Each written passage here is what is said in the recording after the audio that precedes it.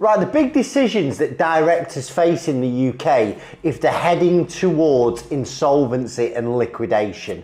Listen, today there's more insolvencies happening right now in the UK to small businesses than ever before. So what I'm going to do a video to help you understand the challenges that you're going to face if you place your business into liquidation. Because if you understand what's coming over the hill, you can get better prepared for it. And the reason why I know is I've been there. My name's Chris Wynn, I'm from Director First. A number of years ago, I had to place a business into liquidation, one of the most tough mentally and emotional times in my life. And from that, I came out of it, and my mission now is to help and support UK directors who are facing financial difficulties.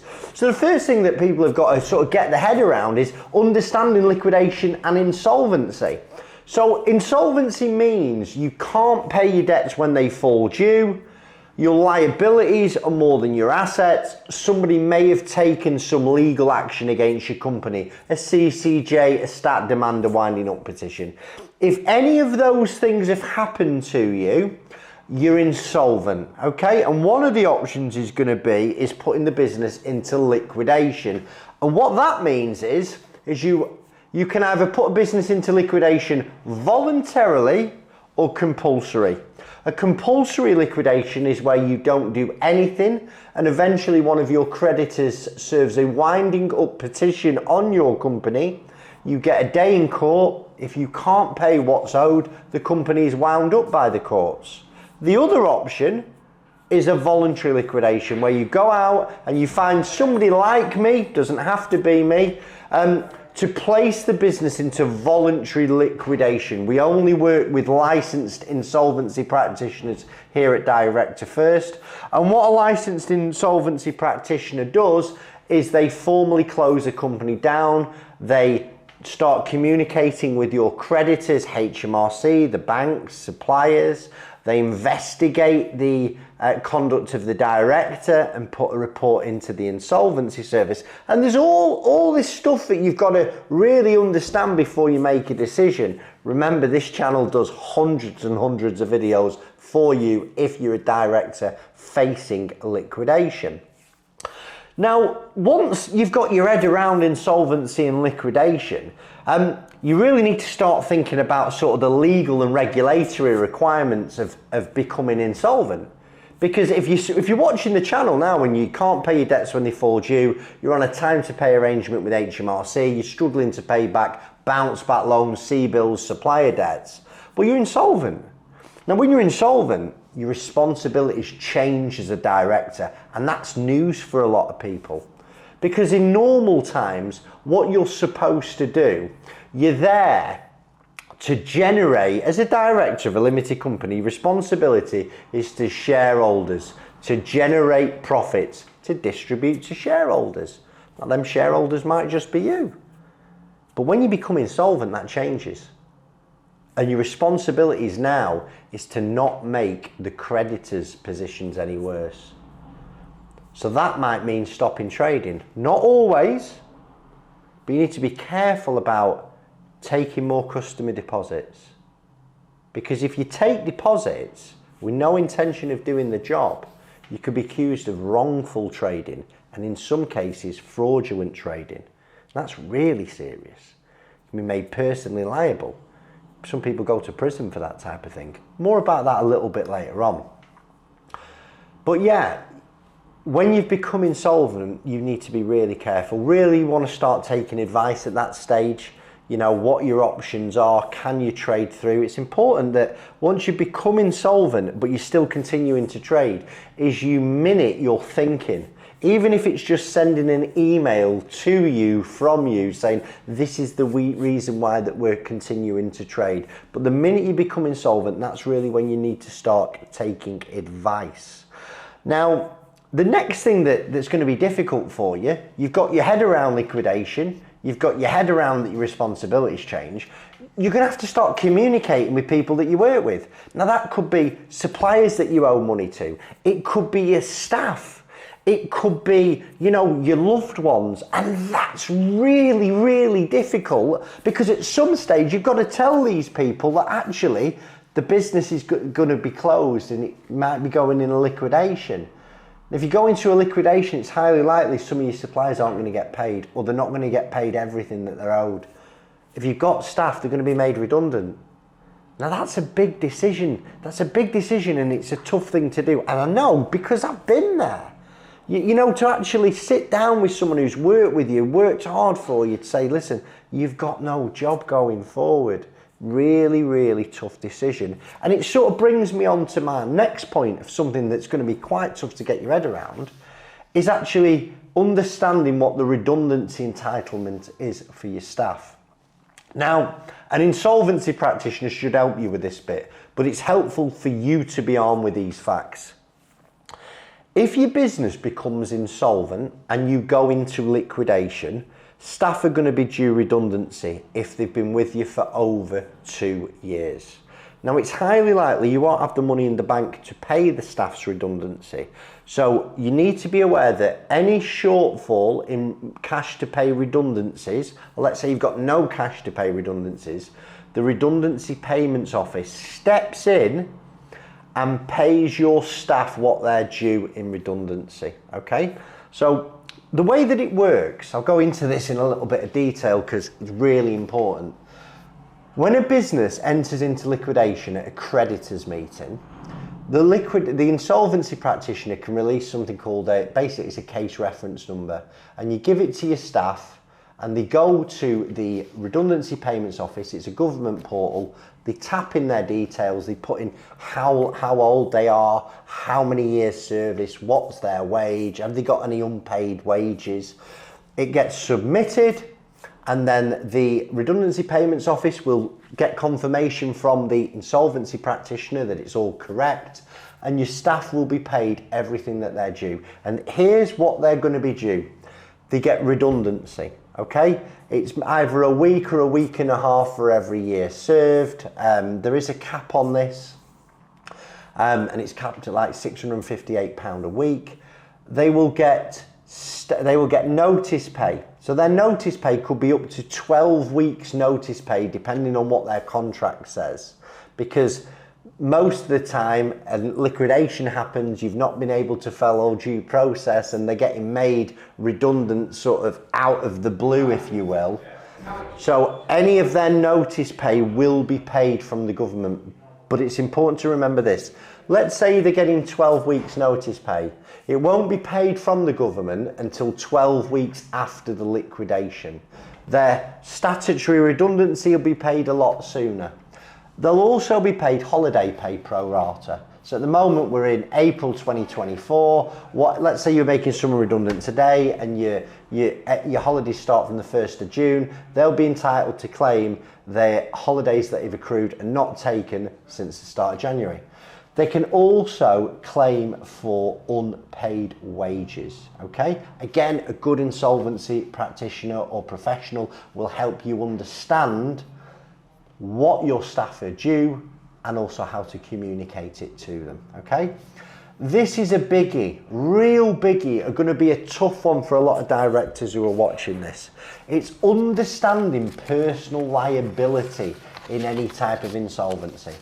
Because there's a belief that, well, I'm a limited company, so none of these debts can follow me around. It's not true. It's not true.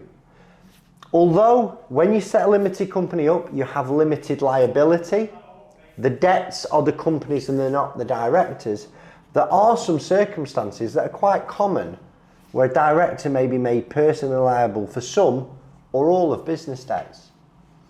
The first thing that comes to mind is personal guarantees. You might have signed a personal guarantee with a loan. You might have signed a personal guarantee with a credit card, with an overdraft. There are certain suppliers that want you to sign personal guarantees.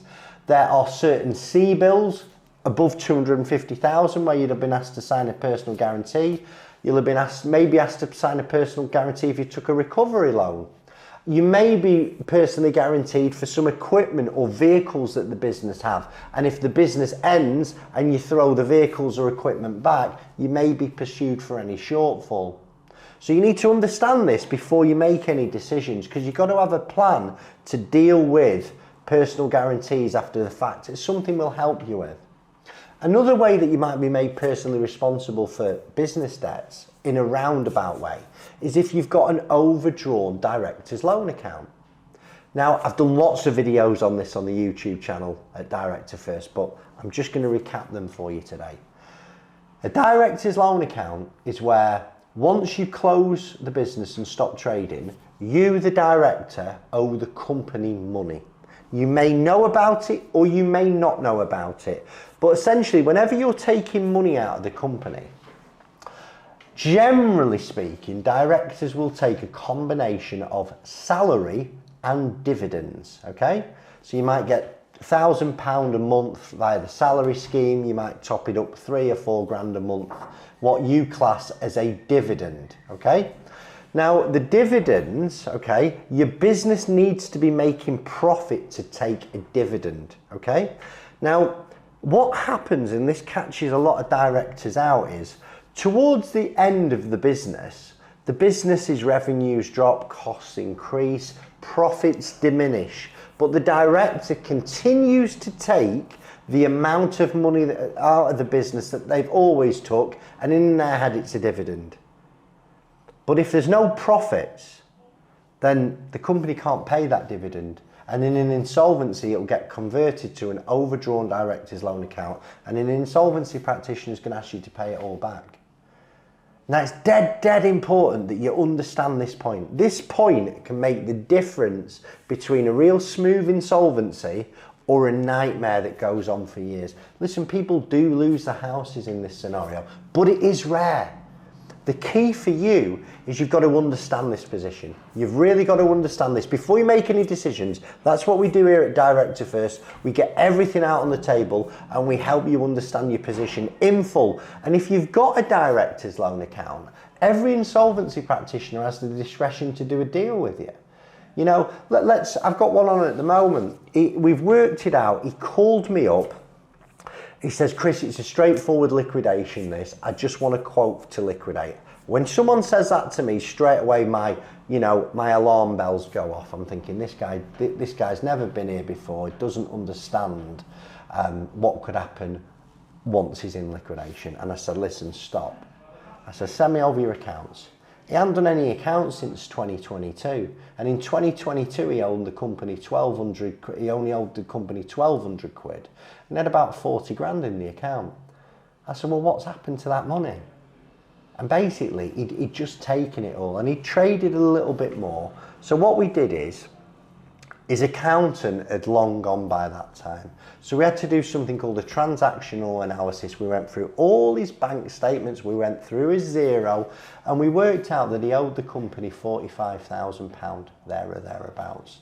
Now this guy, if he'd have been in rented accommodation, it could have almost have been written off. Because if you've got no assets, it's very hard for an insolvency practitioner to recover any money from you. Generally, they'll write it off, or you'll pay a very small amount over, say, 12 months. But this guy had quite a lot of equity in his property. Not only did he have quite a lot of equity in his property, he had stocks and shares, he had other business interests that were doing quite well. So we went with him to the insolvency practitioner here and we said, listen, this is the situation. The guy's cash flow is fairly tight at the moment because he's got to fund his new business. And what we did, although he owed 45,000, he got this director's loan account settled at 20,000 and he's allowed to pay it over 9 months, okay? So yes, it was a bit of an issue, but he didn't know about this. He'd spoke to other insolvency people and they were quoting him between 2 and 3 and 4 grand to liquidate. But what they didn't tell him that is once he decides to appoint them, they're going to be round his throat for the 45,000 quid. And I deal with this day in, day out. You know, the cost to liquidate is not the most important thing. You need to understand everything. So after some to-ing and fro-ing, he realised that what seemed like a really good deal elsewhere wasn't the true picture. And we got the deal over the line in the end, and he's paying that money back over the 9 months, and the liquidator will take their fees from his settlement. Another way where you might be made personally liable is if you've got huge arrears to HMRC, you purposefully withhold VAT, corporation tax, PAYE, And let's say you get wound up compulsory. This is where we see this a lot. It's a compulsory liquidation. And what that means is you've not voluntarily liquidated. You've waited for a creditor to wind you up. And HMRC are the largest petitioner of creditors in the UK. And what happens is, instead of finding somebody like us who can guide you through the insolvency process, you're basically given somebody to use. It's the official receiver or an insolvency practitioner picks the job up off the rota at the official receiver. Now, the ramifications are generally a lot more severe when this happens, and this is where we see the official receiver giving personal liability notices, and that's where you as a director are made personally liable for some or all of the company debts. Another thing I want to mention is preference payments. When you're becoming insolvent, you've got to be careful who you pay.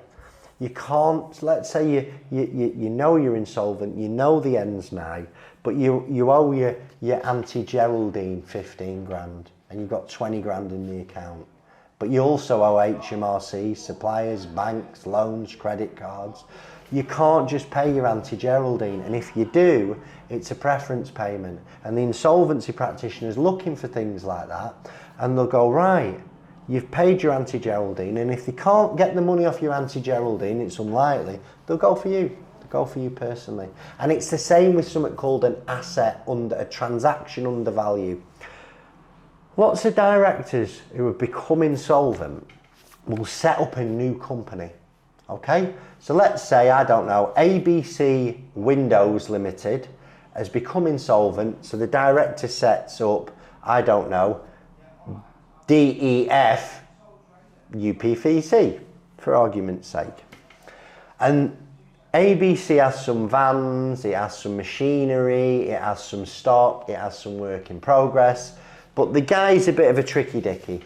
And instead of following the advice that I give on these videos, he does a little valuation on the back of a fag packet, and he sells the said assets to DEF UPVC for a song. Now what happens is, he puts ABC into liquidation, and an insolvency practitioner is going to look at the accounts and go, but wait, there's machinery here, there was stock, there was loads of debtors that were owed in, there's these funds, where have they gone? Oh, I've sold them to DEF. Well, show me the paperwork. And they look at it and they laugh at him, and they start taking action against DEF and that director to rewind the transaction. And again, it's personal liability. One of the final things I want to talk to you about is the reputational damage and future prospects of you as a director if you put the business into an insolvency scenario. Remember, I'm talking to you from experience. I've been there. And what I thought was, everybody's going to talk about me. Nobody was going to want to do business with me again. And my life's over. That's not the case. If you have got nowhere to go, you're at the end of the road, as a director, it's your responsibility to take action and seek insolvency advice. And there's a right way to do this and there's a wrong way to do this. And believe it or not, if there's no hope of recovery and you've done everything that you can to try and save the business, it's just a liquidation. It's a liquidation in one of the toughest times of recent years. So please, please, please, please, please, please, please, seek advice today. Go out there and find someone like me, or me. Director First, we offer free, independent and impartial advice. We do hundreds of videos on YouTube and we got hundreds of reviews. We're really good at what we do. I hope you found the video useful. Thanks for your time. God bless you.